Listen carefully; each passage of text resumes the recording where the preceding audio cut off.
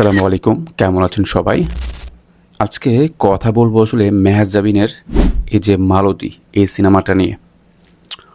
সত্যি কথা বলতে এই সিনেমাটার সম্পর্কে আমি প্রথম জানি মেহজাবিনের একটা পোস্ট দেখে। একটা ঢাকার টিএসসিতে একটা পোস্টার লাগানোর বিষয় নিয়ে মেহজাবিন তার ফেসবুকে একটা পোস্ট দেয়, যেখানে তনু হত্যার ব্যাপারে একটা বিলবোর্ড ছিল বা দেয়ালে লেখা ছিল, ওইটার উপর আসলে মালতী সিনেমার পোস্টারটা লাগানো হয়। পরে সেটা আবার তারাই সরিয়ে ফেলে। এই বিষয়টা নিয়ে আসলে মেহজাবিন ফেসবুকে পোস্ট করে। ওই পোস্টের মাধ্যমে আসলে আমি এই সিনেমাটার ব্যাপারে জানি। তো সিনেমাটা হলে মুক্তি পায় 20 ডিসেম্বর। কিন্তু এই সিনেমাটা নিয়ে কেন আমি আজকে কথা বলছি, দেখেন, এই সিনেমাটার ওই পোস্টটা দেখার পর থেকেই সিনেমাটার ট্রেলারটা দেখব ভাবছিলাম, বাট দেখা হয়নি। বাট এখন দেখলাম এবং বিশ্বাস করেন এই ট্রেলারটা দেখার পরে আমার একটা কথাই আসলে বলতে হয় যে অভিনয়ের দিক দিয়ে আমার মনে হয় মেহজাবিন অনেক দূর এগিয়ে গেছে। এই ট্রেলারটা দেখার পরে আমি এটাই বলবো যে মেহজাবিন অভিনয়ের দিক দিয়ে অনেক দূর এগিয়ে গেছে। অনেকটা আমরা যারা শাবানার কথা বলি, মেহজাবিনও তার ট্রেলারে শাবানার কথা উল্লেখ করেছে, যে শাবানার কথা বলি যে অভিনয়ের কি বলবো আসলে সম্রাজ্ঞী।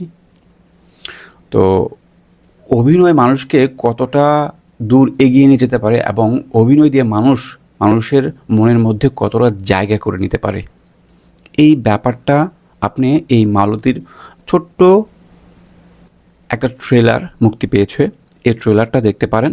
কারণ হচ্ছে মুভি তো হলে অলরেডি চলছে, সিনেপ্লেক্সে চলছে। যারা যারা দেখবেন কি দেখবেন না এরকম দ্বিধাদ্বন্দ্বে রয়েছেন তাদেরকে বলতে চাই যে আপনারা ট্রেলারটা দেখেন। একটা এমন একটা মেহজাবিনকে আসলে সে নিজেকে প্রেজেন্ট করেছে, যেটা আপনি ছোট্ট এই ট্রেলারটা দেখলে তার অভিনয়টা দেখার বা সে কতটুকু অভিনয়ে পারদর্শী হয়ে উঠেছে এইটার প্রমাণ পেয়ে যাবেন। এখন আসি এটার গল্প। দেখেন ট্রেলারটা দেখে গল্পটা যেভাবে আন্দাজ করা যাচ্ছে, ট্রেলারের প্রথমে দেখানো হয় একটা মেয়ের বিয়ে হয়, মালতীর বিয়ে হয়ে যায় এবং স্বামীর সাথে সে ঢাকায় আসে এবং স্বামী সদরঘাটের একটা মার্কেটে দোকানে কাজ করে। তো ট্রেলারের পরক্ষণেই দেখানো হয় যে সদরঘাটের ভয়াবহ অগ্নিকাণ্ড ঘটে এবং ওই অগ্নিকাণ্ডে তার স্বামী, মালতীর স্বামী পলাশকে খুঁজে পাওয়া যাচ্ছে না। এবং ট্রেলারের লাস্ট দিকে, আমি ছবিটা দেখিনি, জাস্ট ট্রেলারটা দেখে বলছি বিষয়টা। ট্রেলারের লাস্ট দিকে মেহজাবিনকে দেখবেন চিৎকার দিতে দেখা যায়, হয়তো সে তার স্বামীর সন্ধান পায় এবং পরবর্তীতে এই স্বামীকে বাঁচানোর জন্য সে হসপিটালে নিয়ে যায়। এবং এই যে ঢাকা শহরের মতো একটা জায়গায় একটা হসপিটালে পৌঁছাতে গেলেও কী পরিমাণ জ্যামের সম্মুখীন হতে হয়, এইটার একটা স্পষ্ট মেসেজ কিন্তু এই সিনেমাতে রয়েছে। এবং সে এই যানজট পেরিয়ে তার স্বামীকে যথা সময়ে হসপিটালে নিতে পারবে কি না, এই ব্যাপারগুলো, তার অভিনয়। এবং দেখেন স্বামীটা যখন এই ভয়াবহ অগ্নিকাণ্ডে সম্মুখীন হয়, অপরদিকে সে কিন্তু প্রেগনেন্ট এবং সে সময় গড়াতে থাকে এবং তার যে গর্ভবতী এইটার সময়ও বাড়তে থাকে এবং এটা দৃশ্যমান কিন্তু ট্রেলারে। তো এই যে একটা গল্প, একটা স্বামীরকে বাঁচানোর একটা আকুতি, হসপিটালে আইসিইউ বেড ম্যানেজ করা এবং এইটার জন্য আর্থিকভাবে অসচ্ছল পরিবার কতটা ভোগান্তিতে পড়ে, এই টোটাল ব্যাপারটা কিন্তু আসলে এই সিনেমাকে ফুটিয়ে তোলা হয়েছে। এবং একটা জিনিস কিন্তু স্পষ্ট এখানে, যে গরিব যারা, মধ্যবিত্ত অথবা নিম্নবিত্ত, তাদের আসলে জীবনটা আসলে দিন আনতে দিন যায়। মানে হচ্ছে গিয়ে তাদের কাছে সঞ্চয় বলতে তেমন একটা থাকে না। তো তার মধ্যে যদি কোনো বিপদ এসে পড়ে, এই টাকা পয়সা, এই ব্যাপারগুলো না আসলে জীবনটাকে কতটুকু ভোগান্তিতে ফেলে দেয়, এইটা একটা স্পষ্ট উদাহরণ হচ্ছে এই মালতী সিনেমাটা।